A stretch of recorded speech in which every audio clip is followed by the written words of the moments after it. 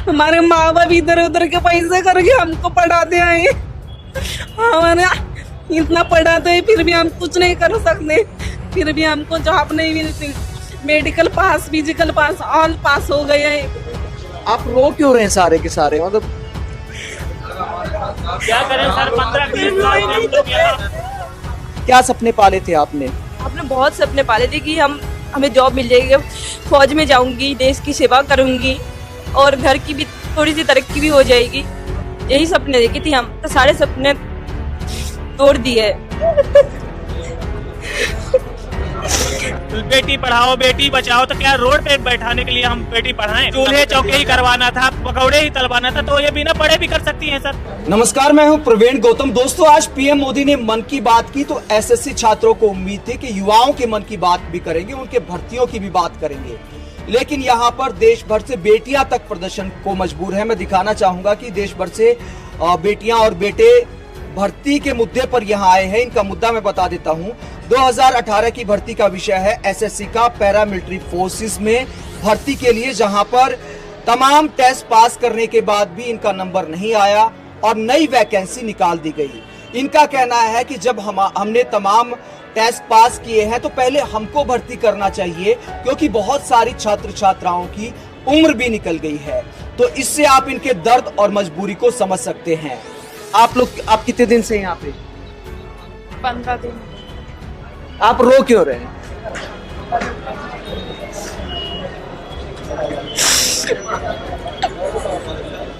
हमारे माँ बाप इधर उधर के पैसे करके हमको पढ़ाते हैं।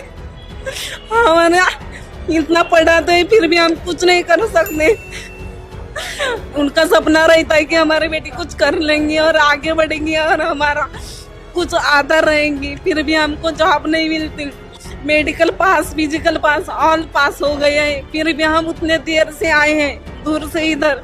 आज पीएम मोदी ने जल संरक्षण की बात की मन की बात में, लेकिन इस बेटी के आंख के आंसू सरकार को दिखाना चाहिए। जो आंख में पानी है, युवाओं की आंख में जो पानी है, और सिर्फ एक ये बेटी नहीं है जिसकी आंख में पानी है, सब युवाओं की ये हालत है कि उधार लेकर माँ बाप पढ़ाई करने भेजते हैं, कोचिंग करने भेजते हैं और सरकारी भर्तियों में सालों लग जाते हैं। कोई पारदर्शिता का मुद्दा है, लेट लतीफी का मुद्दा है।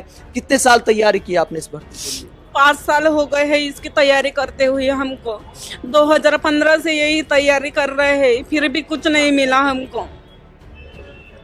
अब कुछ उम्मीद भी नहीं है। वो रेज भी हो रहे हैं हम लोग, फिर क्या करें, कहाँ जाएं? रोड पर आ गए हैं, उतने दूर से आए हैं, फिर भी कुछ नहीं कर सकते हम। हमारी मांगे यही है कि ऑल मेडिकल फील्ड को ज्वाइनिंग देनी चाहिए।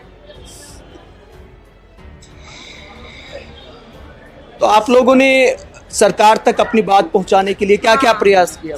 हमने यहाँ पे पूरे ऑफिस पे अपने एप्लीकेशन लिख दिए हैं, फिर भी कुछ मतलब परमिशन नहीं मिल रही है।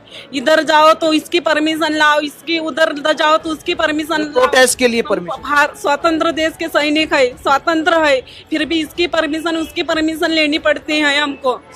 हम जाए तो किसके पास जाए? आपको लगता है कि आप महाराष्ट्र से चल के दिल्ली आई हैं, तो सरकार के कानों में आपकी बात पहुंचेगी, कुछ असर करेगी लगता है? सरकार तक तो बात पहुंची होंगी, फिर भी वो कुछ ऑप्शन नहीं उठा रहे हैं। मालूम नहीं उसकी क्या ये है। तो कुछ आप सोच कर देखिए कि बहुत सारे छात्र कितनी उम्मीद के साथ तमाम राज्यों से दिल्ली में प्रदर्शन करने आते हैं कि दिल्ली देश की राजधानी है, दिल्ली में जाएंगे तो हमारे मुद्दे सुने जाएंगे। और ये जो छात्र उम्मीद लेके आते हैं उनको किस तरह जो है निराशा का सामना करना पड़ता। हो सकता है कि ये छात्र इतने दिन से यहाँ पर हैं, क्या देश में कितने लोगों को खबर है कि छात्र इस तरह का प्रदर्शन कर रहे हैं, और इस छात्रा के आंसू देश के सिस्टम पर, देश की मीडिया पर भी गंभीर सवाल उठाते हैं। इतने दिन से प्रदर्शन कर रहे हैं, इतने दिन के प्रदर्शन से बात पहुंच जाएगी क्या आपको लगता है? सर कम से कम पहुंचेगी नहीं तो कम से कम तो हमारे देश के जनता यूट्यूब के माध्यम से, सोशल मीडिया के माध्यम से तो जानेंगे, तो देखेंगे तो कि ये कैसी सरकार है जो हमारे बेटी बेटे सबको सड़क पे लाके खड़े कर दिए। आज किसान, लड़के लड़कियां सब सड़कों पे हैं सर। तो क्या ऐसी सरकार की नीति? लड़कियों को तो कहती है कि बेटी पढ़ाओ बेटी बचाओ, तो क्या रोड पे बैठाने के लिए हम बेटी पढ़ाएं? बताओ पहले आप। अगर बेटी बचाओ, बेटी चूल्हे रोड पर लाओ भी नियम चूल्हे लागू कर चौके दिया ही गया। करवाना था, पकौड़े ही तलवाना था, तो ये बिना पढ़े भी कर सकती हैं सर। जब पढ़े लिखे हैं तो उनके सपने भी बनेंगे सर। और ऐसा नहीं डायरेक्ट इन्होंने नहीं मांग के लिए कि हमने पढ़े लिखे हैं तो हमें सीधे आप नौकरी दे दीजिए। इन्होंने लिखित परीक्षा पास की, फिजिकल पास किया, मेडिकल पास किया, हर चरण पास कर लिए जितने भी सिपाही पद के होते हैं। आप कितने साल से तैयारी कर रहे हैं? 8 साल हो गई, 8 साल से हम तैयारी कर रहे हैं।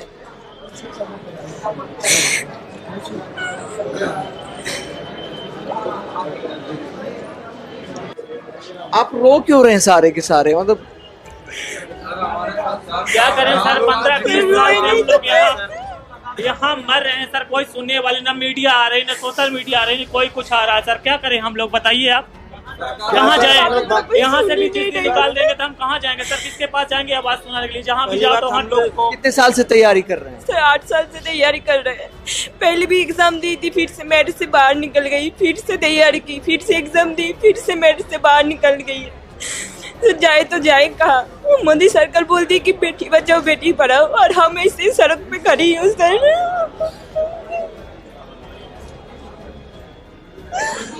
ऊपर से घर में कोई नहीं है, ऊपर से कि यहाँ पे पढ़ी, उन लोग बोल रही है किसी लड़की के साथ भाग गई है।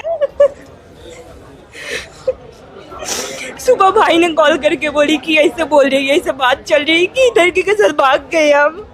पड़ोसी कह रहे हैं। हाँ। तो आप सोच के देखिए समाज की सोच भी कि ये बेटी यहाँ प्रोटेस्ट करने आई है एक नौकरी की उम्मीद के साथ कि प्रोटेस्ट करेंगे तो सरकार सुनेगी और नई भर्तियों की बजाय जिन्होंने सारी जो योग्यता है वो सारे टेस्ट पास किए हैं उनको ज्वाइनिंग का मौका मिलेगा। और यहाँ पर ये बेटी रो रही है और वहाँ पर समाज भी बदनामी कर रहा है, सरकार सुन नहीं रही, मीडिया दिखा नहीं रहा है। तो आप सोच कर देखिए कितने बेमतलब के मुद्दों को देश में महत्व दिया जाता है और उन बेटियों के आंसू किसी को दिखाई नहीं देते। लगता